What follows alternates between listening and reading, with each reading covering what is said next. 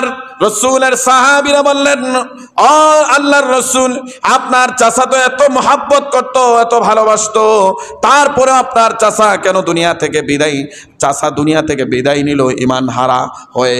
আপনার চাচা কি জান্নাতে যাবে? আপনার সুপারিশ কি সেই জায়গায় গ্রহণ হবে? আল্লাহর নবী বলে, না না, সেই সুপারিশ কখনো গ্রহণযোগ্য হবে না।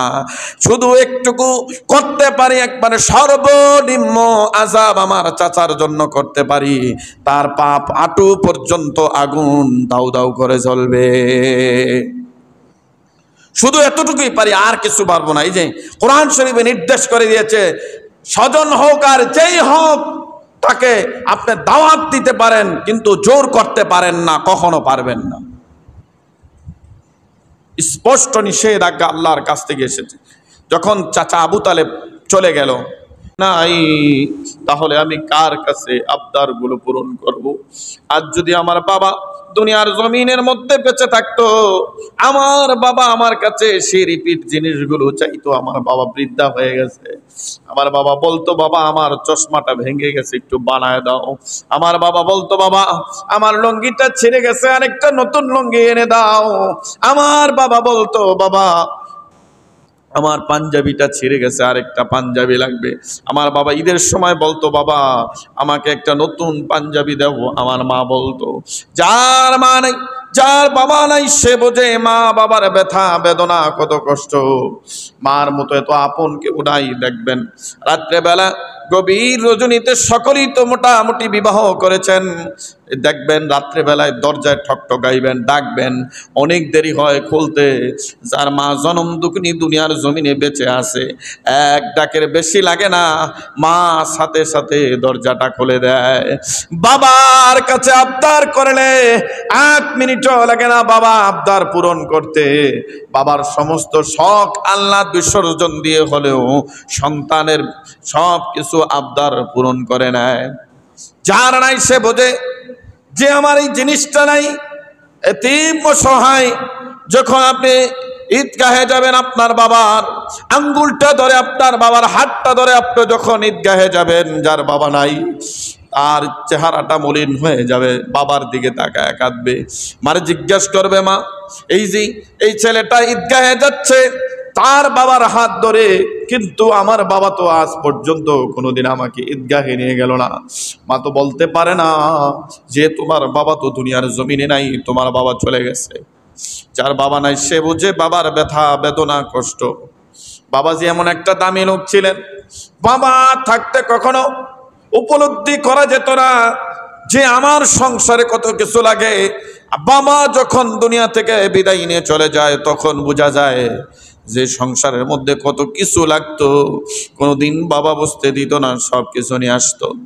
আমার নবী যখন মাকে বলল, মাগো সবার বাবারা সবাইকে মাঠ থেকে আনতে যায়, বেড়াইতে নেয়, ঘুরাইতে নেয়, আমার বাবা কি নাই? আমার বাবা আমাকে একদিনও ঘুরাইতে নিল না, আমার বাবা একদিনও আমাকে কোথাও নিয়ে গেল না।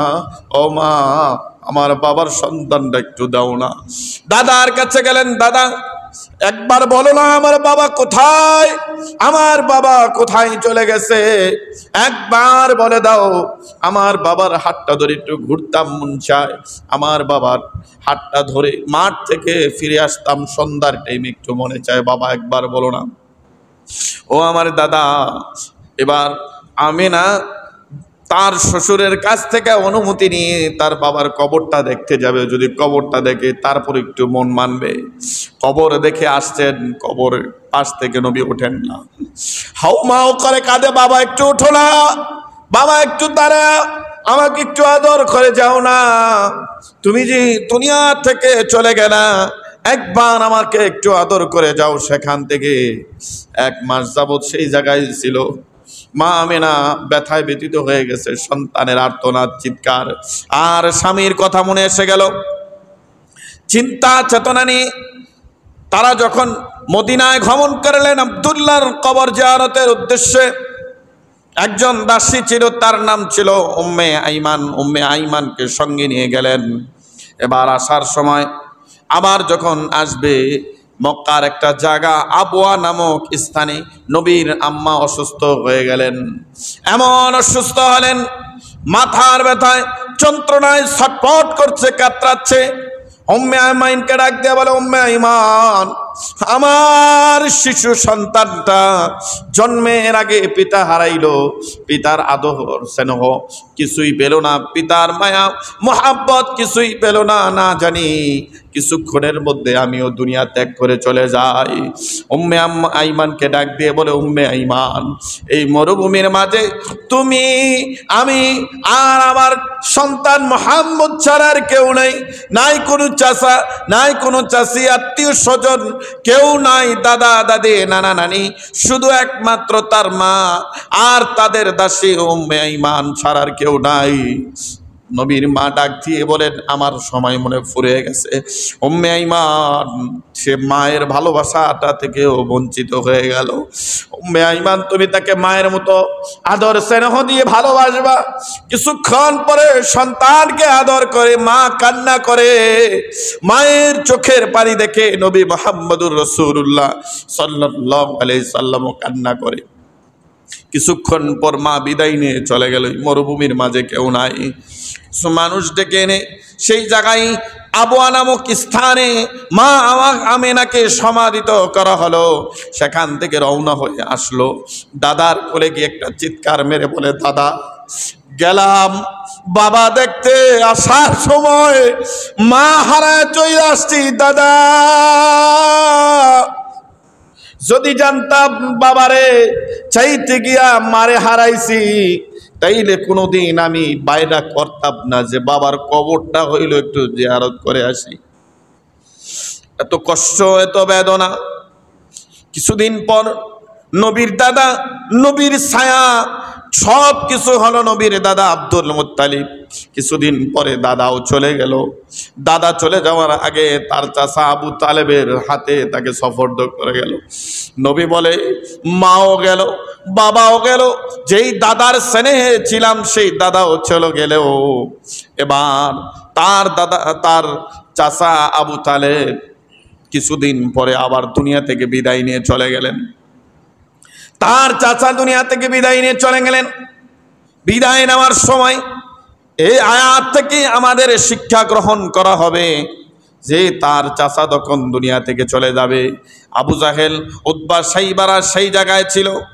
তার চাচাকে বলে, ও চাচা, আপনি যদি একবার কালেমাটা স্বীকার করে নেন, একবার যদি পড়েন লা ইলাহা ইল্লাল্লাহু মুহাম্মাদুর রাসূলুল্লাহ, কালেমাটা যদি একবার স্বীকার করে নেন গো চাচা, কাল কিয়ামতের ময়দানে মাশারায় আমি আপনার জন্য আল্লাহর কাছে সুপারিশ করতে পারবো।